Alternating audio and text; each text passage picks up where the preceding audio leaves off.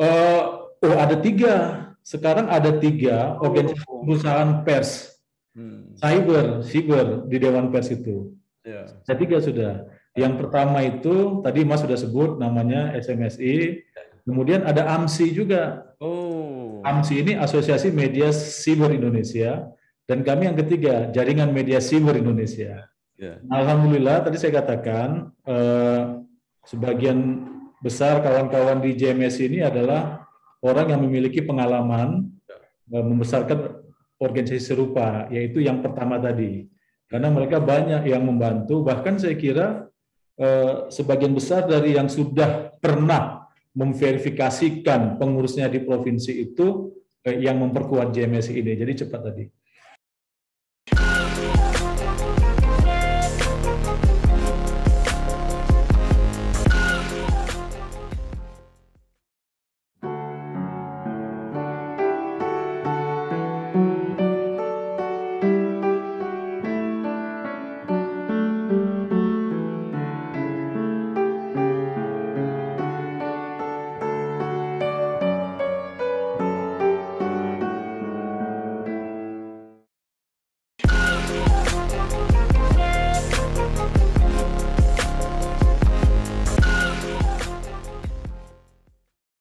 Assalamualaikum warahmatullahi wabarakatuh. Bersama saya Bambang Sadono di kanal Inspirasi untuk Bangsa. Mudah-mudahan kanal ini selalu bisa memberi inspirasi, motivasi, dan edukasi. Kami sedang mempersiapkan beberapa video wawancara untuk menggambarkan situasi media atau pers Indonesia saat ini dan memperoleh gambaran juga bagaimana kira-kira media dan pers Indonesia di masa depan. Mumpung kita juga sedang akan memperingati Hari Pers Nasional tahun 2022, 9 Februari. Nah, saat ini saya sudah bersama dengan Pak Teguh Santoso. Beliau adalah Ketua Umum Jaringan Media Siber Indonesia, JMSI. Apa kabar Pak Teguh? Kabar baik, Pak Bambang, Mas Bambang. Ya. Pak Teguh, JMSI baru saja dikukuhkan sebagai salah satu konstituen Dewan Pers. Ya. Dan yang unik, usia organisasi ini juga baru 2 tahun ya, 2020, dalam suasana Hari Pers juga. Mungkin bisa diceritakan mengenai keberadaan JMSI ini, Pak Teguh. Ya, Mas Bambang, jadi sebetulnya tidak begitu mengagetkan. Kalau hanya dalam waktu yang relatif singkat bisa segera menjadi konstituen Dewan Pers ya. Kenapa tidak mengagetkan? Karena sebetulnya walaupun organisasi ini baru, tapi pemainnya pemain lama semua. Sebagian besar penggeraknya itu pemain lama yang mereka sudah punya pengalaman membesarkan organisasi dan jaringan sejenis gitu ya. Jadi itu sebabnya kenapa bisa cepat. Dan memang tantangan terberat ya, kalau bisa kita bilang terberat bagi JMSI kemarin itu pada fase verifikasi di Dewan Pers adalah tentu saja hal yang semua kita hadapi, yaitu pandemi COVID-19 ya. Kami deklarasi pada tanggal 8 Februari 2020. Ya, saya pikir kurang dari sebulan kemudian kita masuk sebuah fase pandemi yang setelah itu membatasi pergerakan kita. Ya, bukan cuma di Jakarta, tapi semua di Indonesia lah gitu. Nah ini yang membuat kawan-kawan di daerah itu kadang-kadang untuk verifikasi faktual terkendala ya. Sudah dijadwalkan, diulur lagi, ditunda sampai mereda gitu. Nanti mereda masuk lagi. Nah, pendaftaran kami ke Dewan Pers itu tahun lalu, bulan Januari juga rasanya. Oh, maaf, 2020 akhir. Nah, tapi kemudian pimpinan pusat JMSI diverifikasi persis hari ini, tanggal ini. Karena tadi saya lihat Facebook saya mengembalikan foto-foto dari tahun lalu. Waktu kantor pusat kami diverifikasi oleh Dewan Pers. Jadi itu dia tantangan yang dihadapi, tapi pekerjaan ini gampang-gampang susah gitu karena kawan-kawan sudah punya pengalaman sebelumnya. Ya, Ya, kalau pandemi kan justru memperkuat posisi media online. Semua bisa dilakukan secara online. Ya. Pandeminya iya, tapi kan verifikasinya ada yang administrasi dan faktual. Nah, verifikasi faktual itu mewajibkan Dewan Pers memang berkunjung langsung ke pengurus di provinsi yang diverifikasi. Nah, di situ masalahnya. Di situ yang sedikit terlambat. Tapi alhamdulillah semuanya selesai.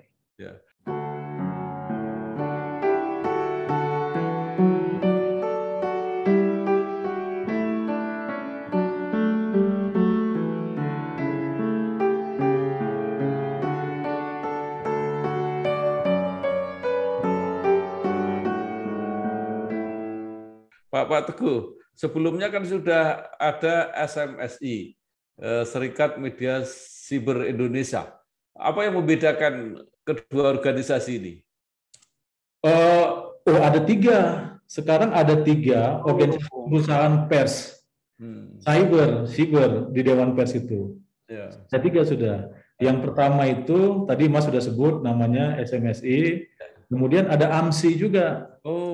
AMSI ini Asosiasi Media Siber Indonesia, dan kami yang ketiga, Jaringan Media Siber Indonesia.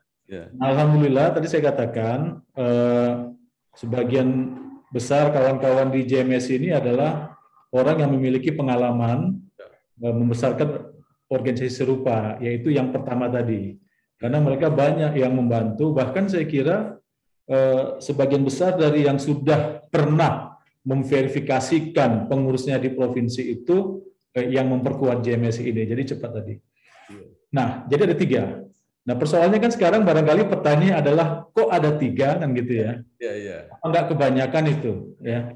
Nah, jadi gini, saya pikir kita mesti masuk dulu ke mundur sedikit ke situasi yang melahirkan organisasi-organisasi ini. Nah, Mas Bambang, kalau kita masih ingat ya, HPN 2010 di Palembang waktu itu ada kesepakatan di antara senior-senior kita, pemilik grup media ketika itu. Jumlahnya 17 rasanya kalau tidak salah. Mereka menandatangani Piagam Palembang. Nah, di dalam Piagam Palembang itu disebutkanlah bahwa komunitas pers nasional ini berkomitmen untuk membangun ekosistem pers yang sehat tahun 2010. Nah, ekosistem pers yang sehat itu komponennya kan 2. Yang pertama perusahaan persnya, dan yang kedua adalah wartawan yang bekerja di perusahaan pers itu. Nah, itu tahun 2010. Bayangkan Mas Bambang, itu 12 tahun lalu. 12 tahun lalu itu ekosistem pers nasional kita masih dikuasai dan dirajai oleh grup-grup media besar yang kita kenal. Ya, sampai sekarang mereka masih besar, ya. Baik korannya, baik televisinya. Nah, tetapi hanya dalam hitungan waktu revolusi platform digital ini menghadirkan ruang dan kesempatan baru. Maka muncullah media-media baru, ya, baik media massa berbasis digital atau siber seperti kami maupun media sosial. Nah, 2010 saja misalnya Facebook itu masih asing bagi kebanyakan orang Indonesia. Kalau saya sudah mulai main Facebook itu 2007 karena kebetulan saya sekolah di luar waktu itu. Atau Twitter lah ya. Twitter itu pemainnya masih sedikit. Ya, masih sedikit waktu itu. Nah, tapi kemudian hanya dalam beberapa tahun tiba-tiba ruang publik kita ini riuh sekali, terutama di sisi Dumai, di sisi dunia mayanya ini gitu. Tapi eksis. Wacananya wacana eksis gitu. Nah, dan kemudian Dewan Pers dalam rangka mewujudkan ekosistem pers nasional yang sehat itu mesti memilih, menurut saya mesti memilih di tengah keterbatasan mereka, mesti memilih menyentuh yang mana dulu. Nah, kelihatannya Dewan Pers menyentuh sisi wartawan dulu. Maka tahun 2012 dimulailah program sertifikasi wartawan, uji kompetensi itu dilakukan 2012 untuk mencari tahu berapa sebetulnya jumlah wartawan Indonesia ini. Kan nggak ada catatan yang jelas nih, nggak ada catatan yang jelas. Nah, itu dilakukan 2012. Nah, bagaimana dengan perusahaan persnya? Itu baru dilakukan 2017, Mas Bambang. Saya masih ingat itu di Hari Pers Nasional di Maluku, di Ambon. Diumumkanlah waktu itu 77 perusahaan pers yang sudah terverifikasi faktual oleh Dewan Pers pada masa itu. Oh, itu kontroversial. Hasilnya itu kontroversial.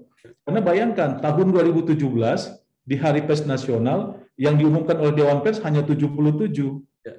Nah, bagi teman-teman yang tidak mengikuti, ini kan seolah-olah lah media saya mana kan gitu, ya kan?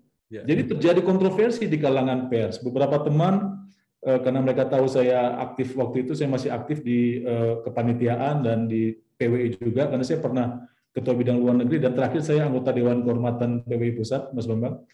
Mereka banyak yang telepon, banyak senior-senior saya yang medianya memang tidak terverifikasi, tidak diumumkan, waktu itu tidak diumumkan. 2017 mereka mengancam, wah ini kan semangat restriksi lah apa segala macam, kita tidak mengakui. Jadi mereka protes. Saya bilang enggak, ini proses sedang berlangsung apa segala macam. Dan yang paling tepat menjelaskan ini adalah Dewan Pers yang melakukan itu, bukan saya gitu. Saya hanya menjelaskan saja. Kebetulan media saya ketika itu masuk dalam daftar 77 perusahaan pers yang diverifikasi di periode pertama oleh Dewan Pers.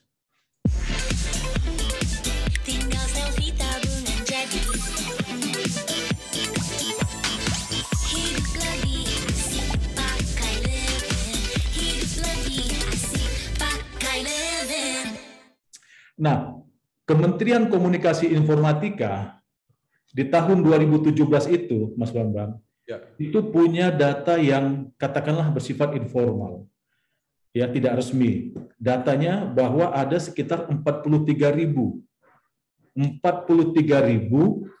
penyedia informasi di media siber yang tampilannya seperti media massa berbasis digital. 43.000.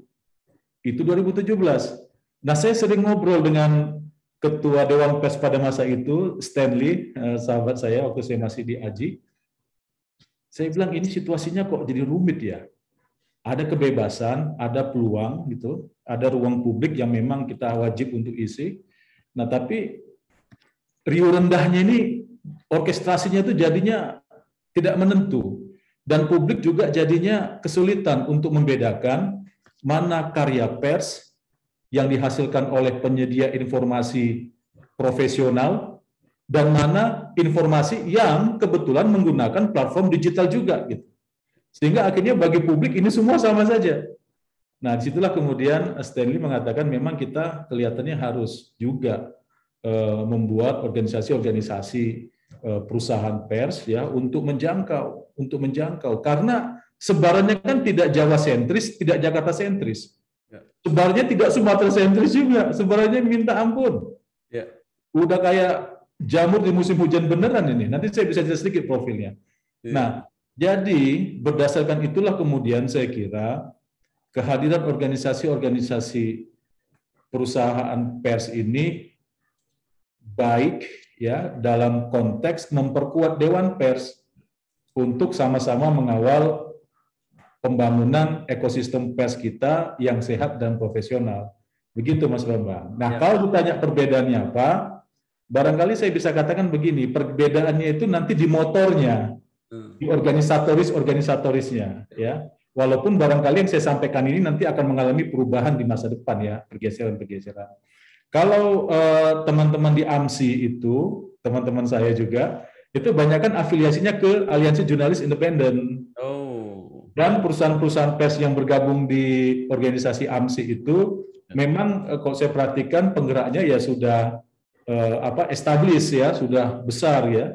Pemain-pemain besar umumnya bergabung di situ. Nah, kalau SMSI, karena saya ikut mendirikan SMSI dan saya adalah ketua umum pertama organisasi itu, maka saya bisa tahu sebagian besar, bahkan hampir semua atau mungkin semua pengurusnya itu berafiliasi dengan Persatuan Wartawan Indonesia. Nah, kalau JMSI ya yang lahir kemudian melihat bahwa persoalannya bukan di situ lagi, tapi persoalannya betul-betul pada tadi saya katakan itu infiltrasi teknologi ini sudah sampai ke tingkat 2 ke kabupaten kota. Nah, maka JMSI berusaha juga untuk merangkul pemain-pemain baru media di tingkat 2. Ya, maka dalam anggaran dasar kami itu ada pengurus cabang tingkat kabupaten dan kota. Ini untuk mengantisipasi. Gitu. Jadi ya saya kira semua lini harus bergerak, dan saya pikir sih semua yang ada ini niatnya satu, dan kerjanya juga sama, ini sama-sama memperkuat ya. Ada kawan-kawan kita di ATVLI, ATVSI, di PSSNI, tentu saja senior kita semua di SPS. Saya pikir kerja keras kita bersama ini yang sedang ditunggu publik, supaya publik tidak kesulitan untuk membedakan lagi mana informasi yang karya pers ya, yang tentu saja patuh pada kode etik kita, hukum pers 499 gitu ya, dan mana yang dia adalah karya non pers ya, melalui media sosial yang kebetulan di platform digital juga gitu. Walaupun kita harus akui Mas Bambang, banyak benar peristiwa fakta kejadian itu justru dilaporkan pertama kali ya oleh saksi mata atau mungkin pelaku peristiwa yang memiliki akses ke dunia siber melalui akun-akun media sosial mereka. Nah, ini semua kan situasi baru yang di tahun 2010 di HPN 2010 di Palembang kita barangkali belum pikirkan. Nah, ini kita mesti kerjakan tugas ini bersama-sama saya kira. Berasaskan dasar negara kita bahwa kepada Tuhan Esa persatuan jelas, kesatuan benar demi bangsa, demi negara, kebebasan. Ya, saya sebenarnya ada dua pertanyaan ya. Tadi tentang 3 organisasi itu ternyata kan tidak ada perbedaan prinsip, tidak ada perbedaan ideologis, itu hanya soal manajerial lah ya, cara mengelolanya aja. Nah, pertanyaan saya adalah apakah media-media mainstream yang sudah berubah sama sekali menjadi media cyber atau yang masih menjalankan juga media cetak tetapi juga punya unit media cyber itu jadi anggota ketiga organisasi perusahaan cyber ini? Enggak, mereka hanya satu. Karena kan begini, Dewan Pers itu kan meminta syarat keanggotaan. Jadi syarat keanggotaannya ya maksud saya KTP-nya ya cuma dipegang oleh satu organisasi. Karena itulah yang jadikan ukuran oleh Dewan Pers untuk menilai apakah organisasi ini memang layak untuk diterima menjadi konstituen Dewan Pers atau tidak. Jadi tidak boleh ada double atau triple keanggotaan. Bukan maksud saya bukan itu. Tapi misalnya satu perusahaan kan punya platform cetak, ya mungkin dia jadi anggota SPS, tapi dia juga punya platform online.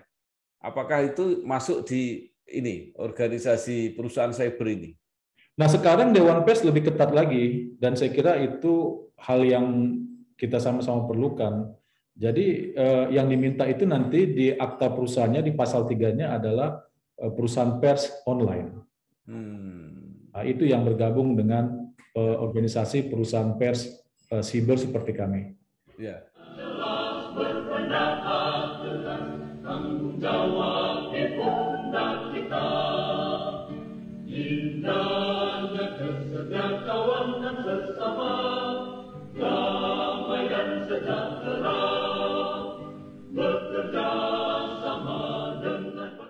Jadi artinya bisa saja kalau perusahaan mainstream itu mendirikan 2 misalnya ya, yang platform cetak nanti jadi anggota SPS, yang platform online menjadi anggota media cyber ini. Jadi itu kira-kira ke depannya ya Pak Teguh.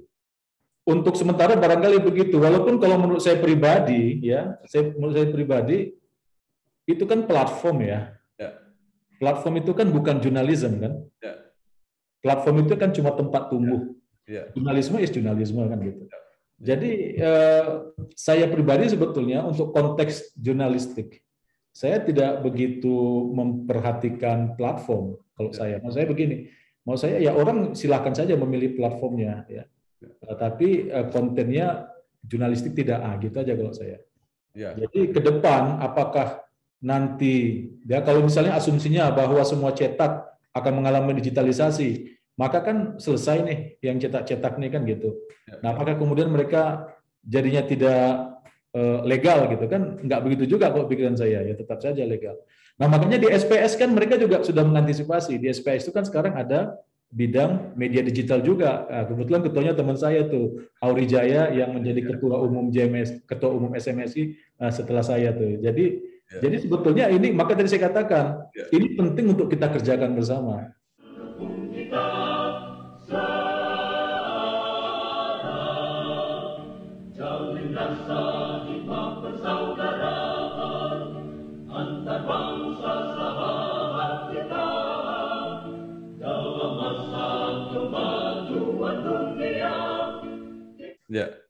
Ya baik.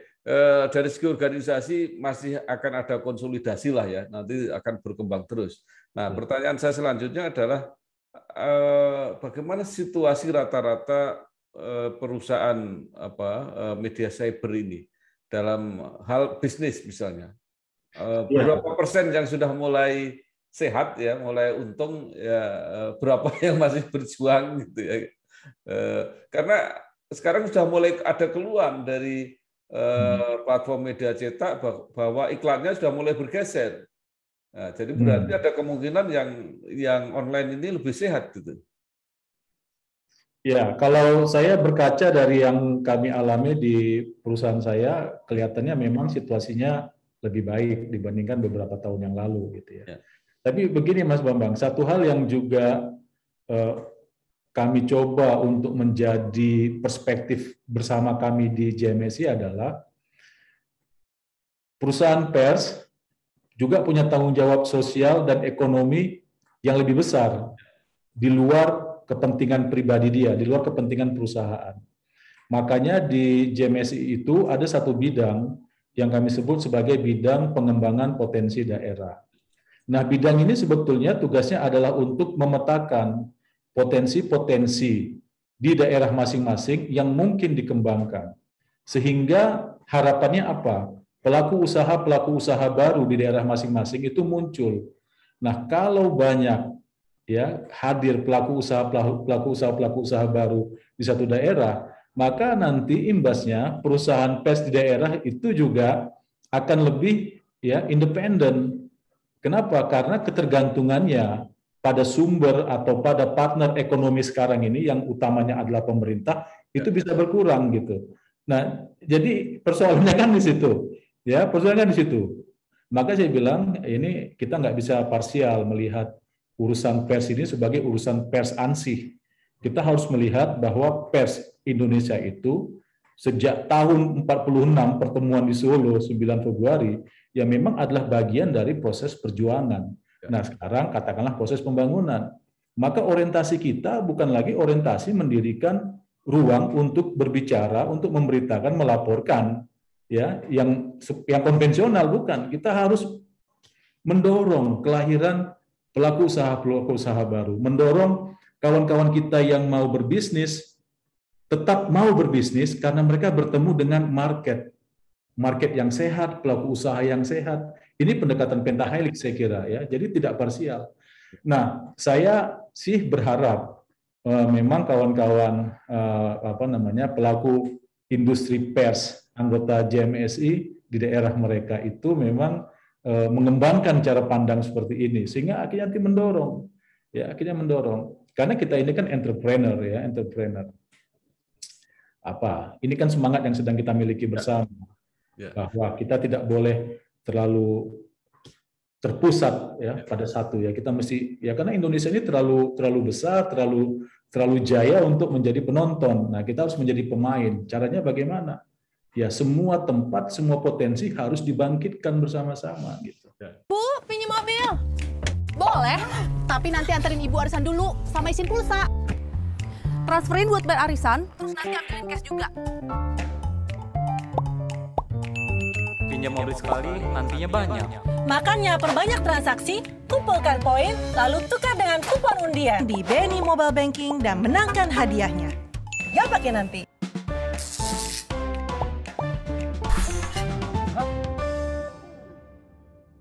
Pak Teguh, salah satu kritik yang sangat menonjol terhadap media cyber ini adalah kualitas jurnalistiknya. banyak sekali keluhan, ya itu juga wajar karena mereka media baru, kadang-kadang juga tidak dipersiapkan SDM-nya dan sebagainya. Nah, ini menjadi tantangan siapa? Apakah organisasi penerbit, penyelenggara atau perusahaan media cyber ini juga punya perhatian ke situ, atau nanti organisasi wartawan yang harus membina mereka? Saya kira dua-dua ya, mestinya sih dua-dua. Karena ini kan hidupnya di ruangan yang sama. Kan tidak ada perusahaan pers yang sehat tanpa wartawan yang profesional. Juga begitu, sulit membayangkan ada wartawan yang profesional kalau tempat dia bekerja itu tidak berniat untuk menjadi perusahaan pers yang profesional gitu kan.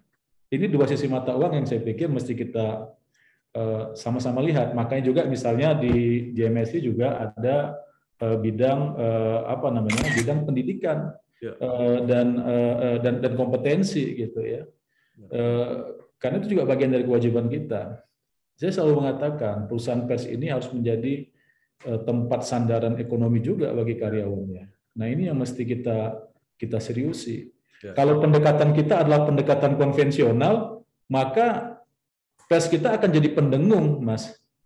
Ya, kita akan terancam. Ya, profesi kita yang kita anggap adalah pilihan hidup kita ini akan rusak.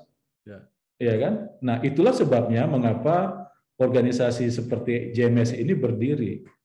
Nah, kalau dibilang misalnya teman-teman itu tidak memiliki kompetensi yang mumpuni, rasanya enggak juga, karena kan kalau kita perhatikan posturnya itu, banyak pemilik media siber di daerah itu sebetulnya adalah pemain lama. Anggota PWI, dulu dia kerja di media ini belasan tahun, kemudian dia melihat, oh ada peluang bagi saya untuk berbagi tanggung jawab, tanggung jawab dengan yang lain gitu ya.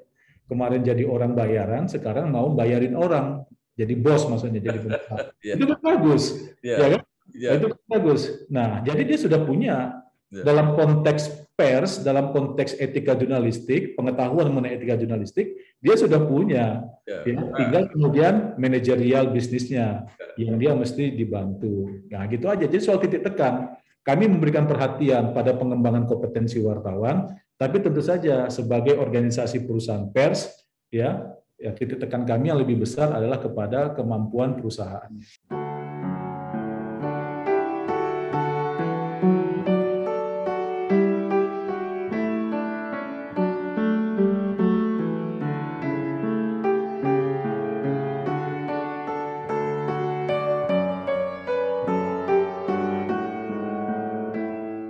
Ya, Pak Teguh, ini kan sebagai usaha itu sebenarnya kan lebih murah menurut saya. Jadi modalnya lebih kecil sehingga SDM-nya juga lebih sedikit.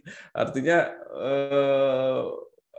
bisa muncul usaha-usaha kecil sebenarnya. Tidak perlu dulu kalau mau mendirikan pers kan modalnya harus besar gitu. Jadi ini sebenarnya menarik. Apakah ini juga diperhitungkan oleh organisasi seperti JMSI ini? Iya, kalau soal modal relatif pasti. Ya. Soal modal pasti relatif. Dibilang murahnya itu berapa? Iya kan?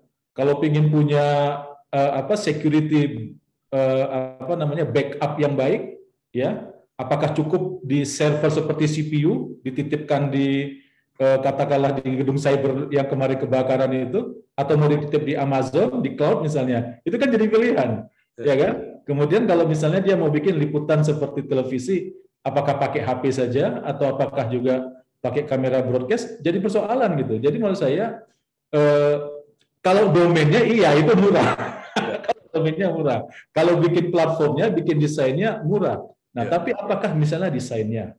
Ya, apakah desainnya kemudian kita pakai desain kebanyakan aja deh, beli jadi gitu, atau kita kembangkan sendiri desain kita, karena kita juga mau ini secure, sehingga kita mengembangkan security di desain kita supaya orang nggak bisa sikat, kan begitu kira-kira. Nah, jadi maksud saya murah atau mahal ini jadinya sangat relatif. Nah, kesadaran ini yang barangkali belum dimiliki oleh kebanyakan pemain baru. Maka kesannya seperti yang Mas Bambang sampaikan, bikin media online murah, ya kan? Ini buktinya saya punya podcast begini murah, ya iyalah murah gitu, ya kan? Tapi coba, ya mikrofon Mas kan kelasnya nggak cuma ini, ya kan? Ada pilihan nggak? Tiba-tiba bisa jadi mahal, tiba-tiba bisa jadi murah mikrofonnya. Apa namanya, headsetnya juga begitu, iya nggak? Jadi maksud saya ini sesuatu yang barangkali tidak bisa jadi apa ya, tidak bisa jadi apa namanya, nggak ada bukunya gitu. Ini nggak ada bukunya. Ini yang ada ya buku laporan perusahaan ini.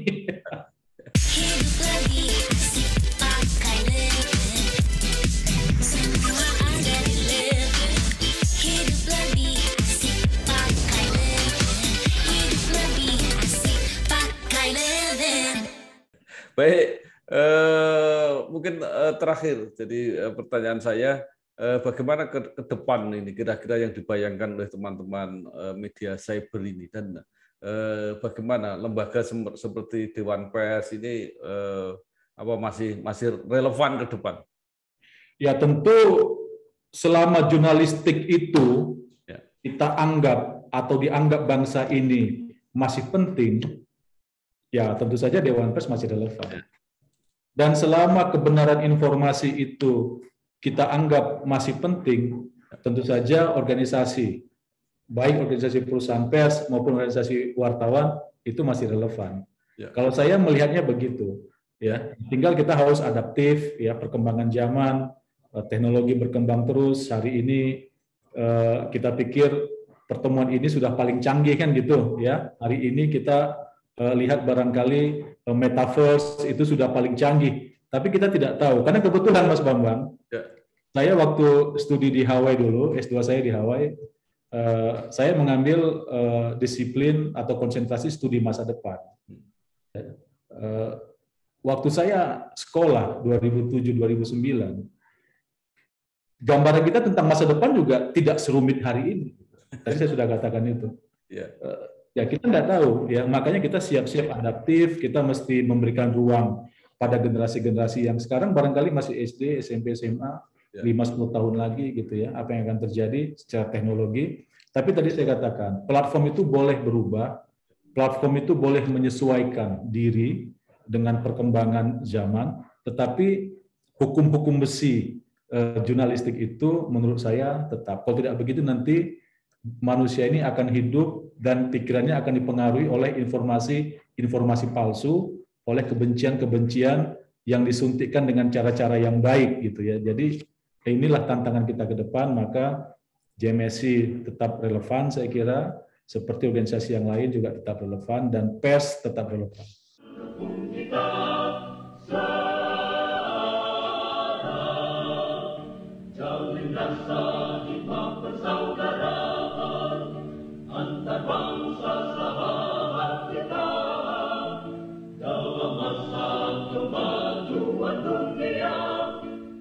Ya, oke. Paling akhir, sekarang kan ada anggota Dewan Pers baru kan sudah tersusun. Itu ada nggak yang mewakili dari media cyber? Saya karena kan itu ada 9 ya, ada 9. Karena kemarin waktu pemilihan yang baru ini JMSI belum terlibat karena kami baru jadi konstituen tanggal 6 kemarin dan SK ditantangani tanggal 10 Januari 2022. Jadi kami tidak terlibat.